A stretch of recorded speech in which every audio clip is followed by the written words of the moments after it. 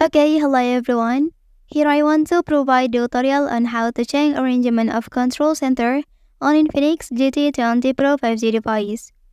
Well, customizing the control center allows you to prioritize the tools and settings you use most frequently. This personalization makes it easier to access the features you need quickly. Okay, so let's go to the tutorial. Open please the control center by swiping down from the top right corner of the screen. Okay, next tap on the three-dot icon to access the Edit Shortcut Switch menu.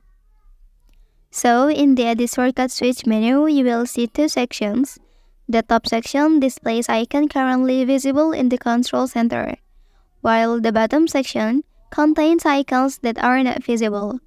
So, the way to customize the icon placement, tap and hold on the icon you want to move, and drag the icon either upwards into the visible section or downward into the hidden section.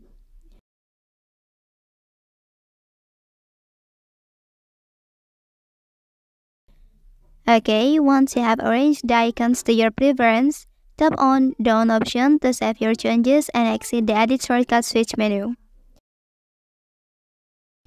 Well, that's the tutorial on how to change arrangement of control center on Infinix GT20 Pro 5G device.